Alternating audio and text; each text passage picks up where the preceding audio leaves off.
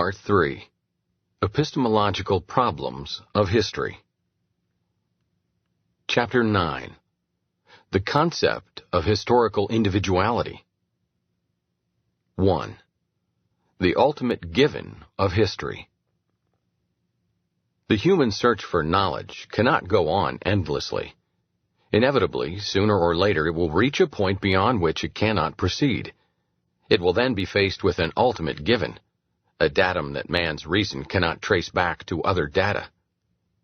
In the course of the evolution of knowledge, science has succeeded in tracing back to other data some things and events which previously had been viewed as ultimate.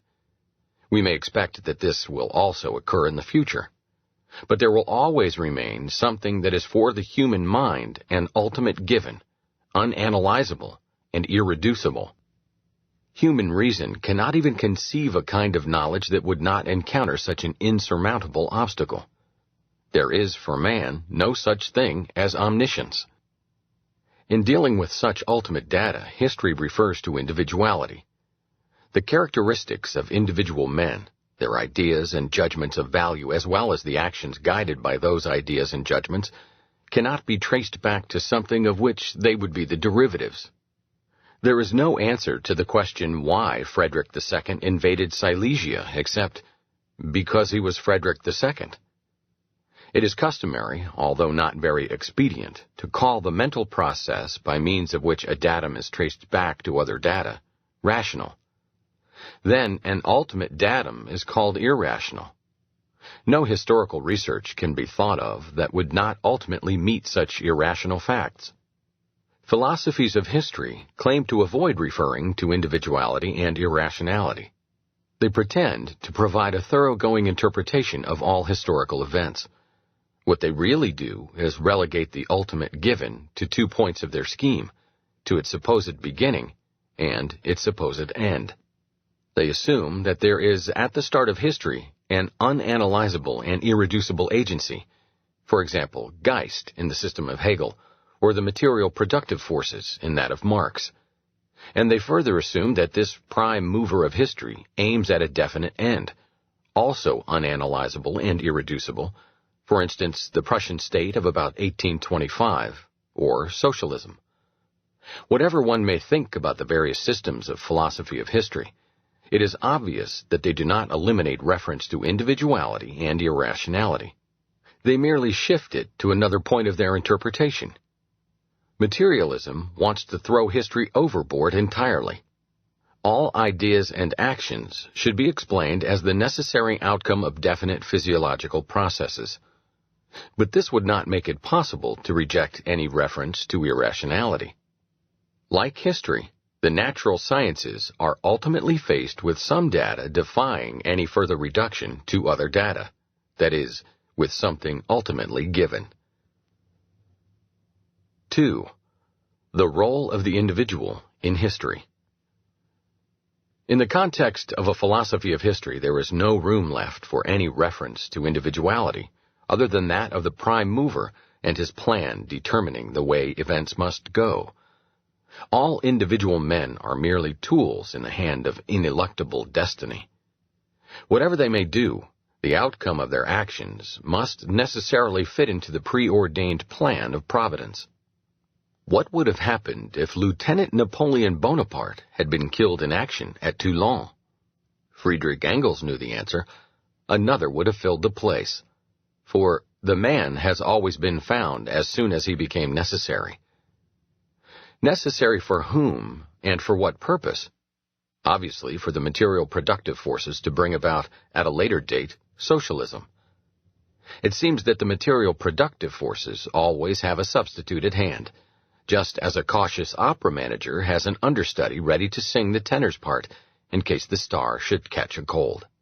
If Shakespeare had died in infancy, another man would have written Hamlet and the sonnets. But, some people ask, how did this surrogate while away his time since Shakespeare's good health relieved him from this chore? The issue has been purposely obfuscated by the champions of historical necessity, who confused it with other problems. Looking backward upon the past, the historian must say that, all conditions having been as they were, Everything that happened was inevitable. At any instant, the state of affairs was the necessary consequence of the immediately preceding state.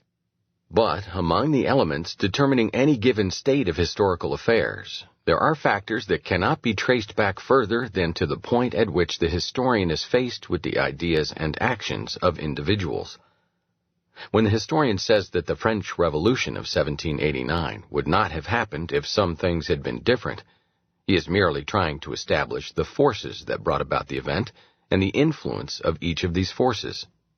Taine did not indulge in idle speculations as to what would have happened if the doctrines that he called l'esprit révolutionnaire and l'esprit classique had not been developed. He wanted to assign to each of them its relevance in the chain of events that resulted in the outbreak and the course of the revolution. A second confusion concerns the limits drawn upon the influence of great men.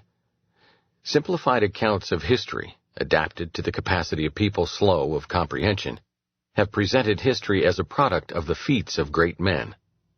The older Hohenzollern made Prussia. Bismarck made the Second Reich. William II ruined it. Hitler made and ruined the Third Reich. No serious historian ever shared in such nonsense. It has never been contested that the part played even by the greatest figures of history was much more moderate. Every man, whether great or small, lives and acts within the frame of his age's historical circumstances. These circumstances are determined by all the ideas and events of the preceding ages as well as by those of his own age. The Titan may outweigh each of his contemporaries. He is no match for the united forces of the dwarves. A statesman can succeed only insofar as his plans are adjusted to the climate of opinion of his time, that is, to the ideas that have got hold of his fellows' minds. He can become a leader only if he is prepared to guide people along the paths they want to walk and toward the goal they want to attain. A statesman who antagonizes public opinion is doomed to failure. No matter whether he is an autocrat or an officer of a democracy, the politician must give the people what they wish to get, very much as a businessman must supply the customers with the things they wish to acquire. It is different with the pioneers of new ways of thinking and new modes of art and literature. The pathbreaker who disdains the applause he may get from the crowd of his contemporaries does not depend on his own age's ideas. He is free to say with Schiller's Marquis Posa, "This century is not ripe for my ideas. I live as a citizen of centuries to come." The genius's work, too, is embedded in the sequence of historical events, is conditioned by the achievements of preceding generations, and is merely a chapter in the evolution of ideas. But it adds something new and unheard of to the treasure of thoughts, and may in this sense be called creative. The genuine history of mankind is the history of ideas. It is ideas that distinguish man from all other beings. Ideas engender social institutions, political changes, technological methods of production, and all that is called economic conditions. And in searching for their origin, we inevitably come to a point at which all that can be asserted is that a man had an idea. Whether the name of this man is known or not is of secondary importance. This is the meaning that history attaches to the notion of individuality. Ideas are the ultimate given of historical inquiry. All that can be said about ideas is that they came to pass. The historian may point out how a new idea fitted into the ideas developed by earlier generations, and how it may be considered a continuation of these ideas and their logical sequel. New ideas do not originate in an ideological vacuum. They are called forth by the previously existing ideological structure. They are the response offered by a man's mind to the ideas developed by his predecessors. But it is an arbitrary surmise to assume that they were bound to come, and that if A had not generated them, a certain B or C would have performed the job. In this sense, what the limitations of our knowledge induce us to call chance plays a part in history. If Aristotle had died in childhood, intellectual history would have been affected. If Bismarck had died in 1860, world affairs would have taken a different course. To what extent and with what consequences, nobody can know. 3. The chimera of the group mind. In their eagerness to eliminate from history any reference to individuals and individual events, collectivist authors resorted to a chimerical construction, the group mind or social mind. At the end of the 18th and beginning of the 19th centuries, German philologists began to study German medieval poetry, which had long since fallen into oblivion. Most of the epics they edited from old manuscripts were imitations of French works. The names of their authors, most of them knightly warriors in the service of dukes or counts, were known. These epics were not much to boast of, but there were two epics of a quite different character, genuinely original works of high literary value, far surpassing the conventional products of the courtiers, the Nibelungenlied and the Gudrun. The former is one of the great books of world literature, and undoubtedly the outstanding poem Germany produced before the days of Goethe and Schiller. The names of the authors of these masterpieces were not handed down to posterity. Perhaps the poets belonged to the class of professional entertainers who not only were snubbed by the nobility, but had to endure mortifying legal disabilities. Perhaps they were heretical or Jewish, and the clergy was eager to make people forget them. At any rate, the philologists called these two works people's epics, or Volkssapen. This term suggested to naive minds the idea that they were written not by the individual authors, but by the people. The same mythical authorship was attributed to popular songs called Volkslieders, whose authors were unknown. Again in Germany, in the years following the Napoleonic Wars, the problem of comprehensive legislative codification was brought up for discussion.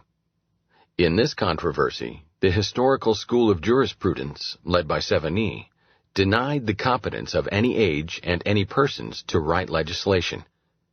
Like the Volkssapen and the Volkslieder, the nation's laws, they declared, are a spontaneous emanation of the Volksgeist, the nation's spirit and peculiar character. Genuine laws are not arbitrarily written by legislators. They spring up and thrive organically from the Volksgeist. This Volksgeist doctrine was devised in Germany as a conscious reaction against the ideas of natural law and the un-German spirit of the French Revolution. But it was further developed and elevated to the dignity of a comprehensive social doctrine by the French positivists, many of whom not only were committed to the principles of the most radical among the revolutionary leaders, but aimed at completing the unfinished revolution by a violent overthrow of the capitalistic mode of production. Emil Durkheim and his school deal with the group mind as if it were a real phenomenon, a distinct agency, thinking and acting. As they see it, not individuals, but the group is the subject of history. As a corrective of these fancies, the truism must be stressed that only individuals think and act. In dealing with the thoughts and actions of individuals, the historian establishes the fact that some individuals influence one another in their thinking and acting more strongly than they influence and are influenced by other individuals. He observes that cooperation and division of labor exist among some, while existing to a lesser extent, or not at all, among others. He employs the term group to signify an aggregation of individuals who cooperate together more closely. However, the distinction of groups is optional. The group is not an ontological entity like the biological species. The various group concepts intersect one another. The historian chooses, according to the special plan of his studies, the features and attributes that determine the classification of individuals into various groups. The grouping may integrate people speaking the same language, or professing the same religion, or practicing the same vocation or occupation, or descended from the same ancestry. The group concept of Gobineau was different from that of Marx. In short, the group concept is an ideal type, and as such is derived from the historian's understanding of the historical forces and events. Only individuals think and act. Each individual's thinking and acting is influenced by his fellow's thinking and acting. These influences are variegated. The individual American's thoughts and conduct cannot be interpreted if one assigns him to a single group. He is not only an American, but a member of a definite religious group, or an agnostic, or an atheist. He has a job. He belongs to a political party. He is affected by traditions inherited from his ancestors and conveyed to him by his upbringing, by the family, the school, the neighborhood, by the ideas prevailing in his town, state, and country. It is an enormous simplification to speak of the American mind. Every American has his own mind.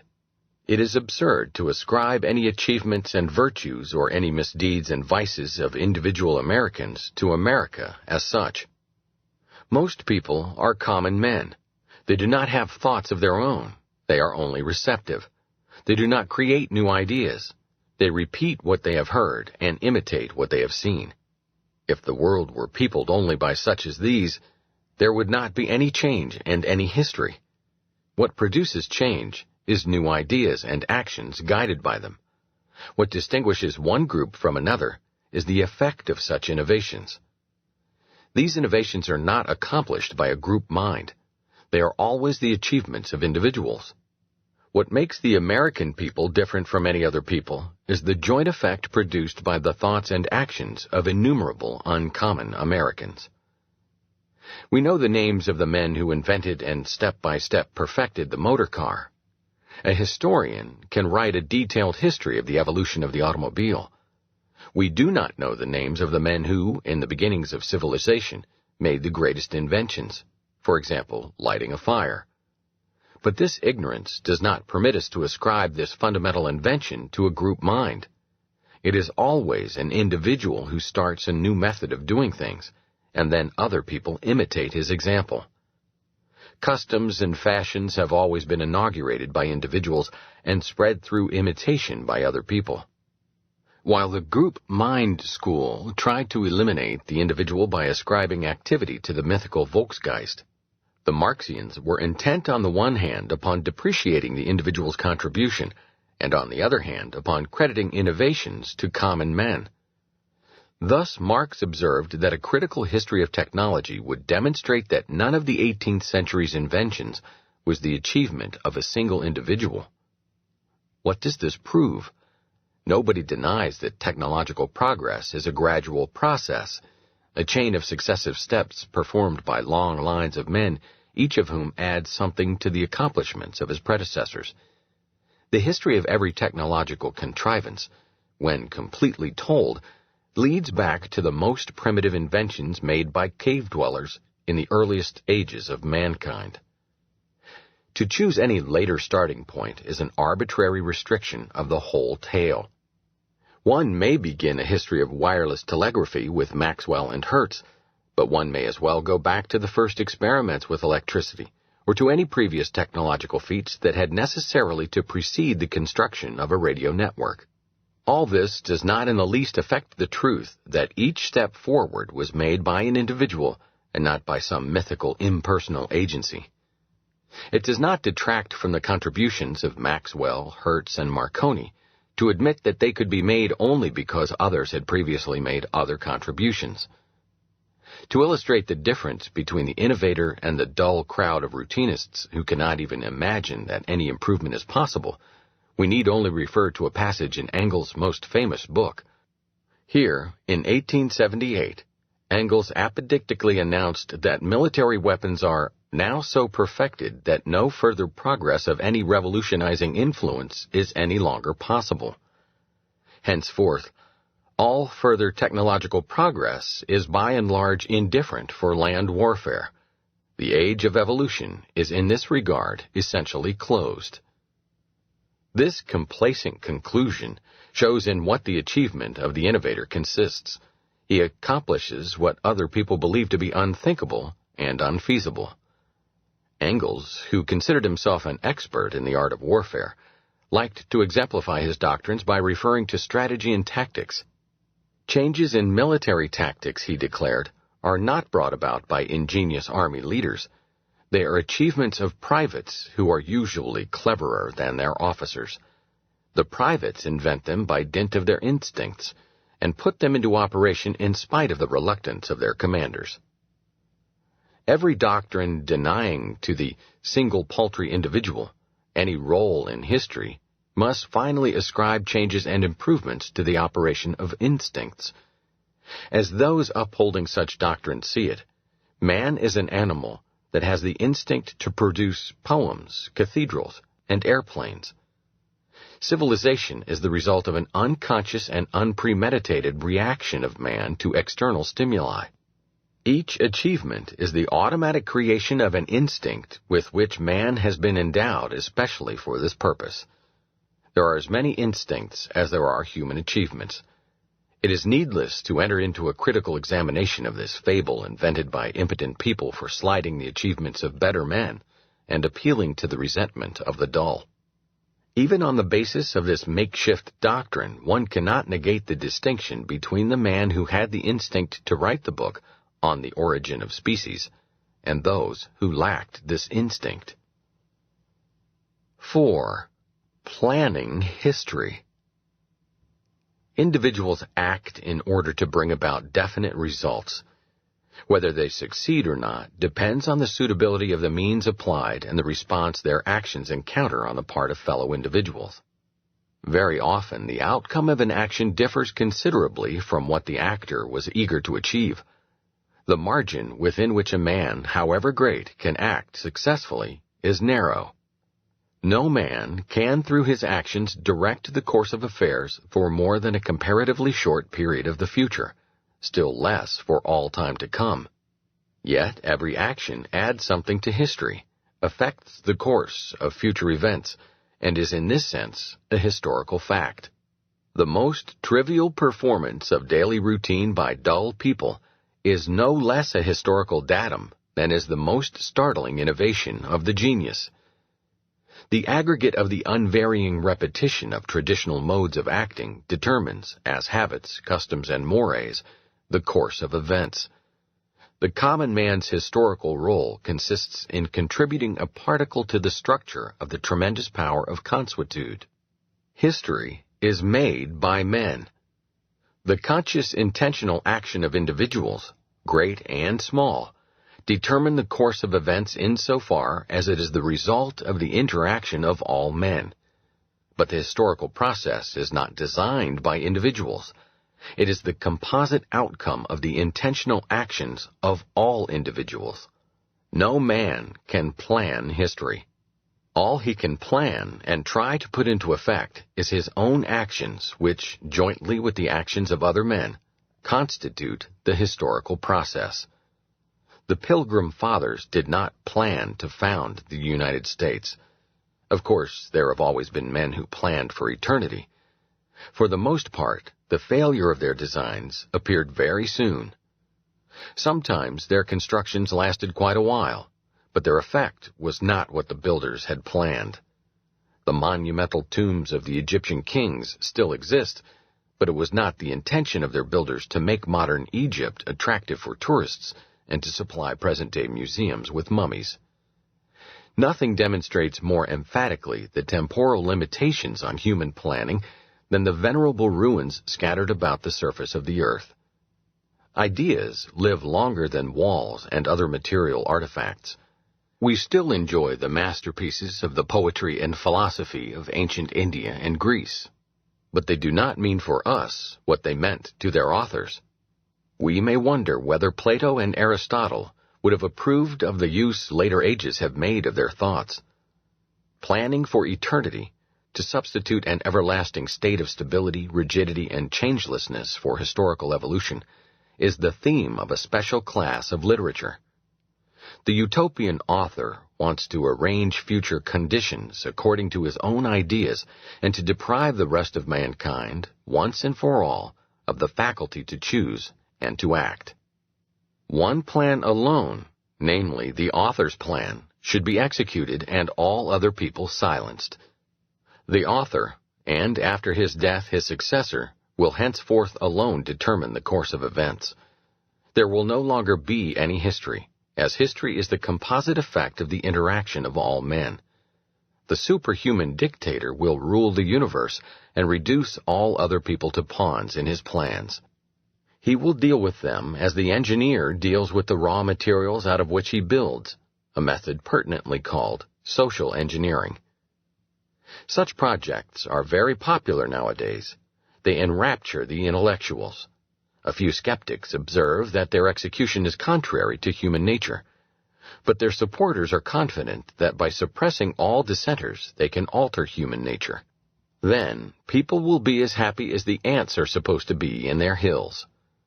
The essential question is, will all men be prepared to yield to the dictator? Will nobody have the ambition to contest his supremacy? Will nobody develop ideas at variance with those underlying the dictator's plan? Will all men, after thousands of years of anarchy in thinking and acting, tacitly submit to the tyranny of one or a few despots? It is possible that in a few years all nations will have adopted the system of all-around planning and totalitarian regimentation. The number of opponents is very small, and their direct political influence almost nil. But even a victory of planning will not mean the end of history. Atrocious wars among the candidates for the supreme office will break out. Totalitarianism may wipe out civilization, even the whole of the human race. Then, of course, history will have come to its end, too.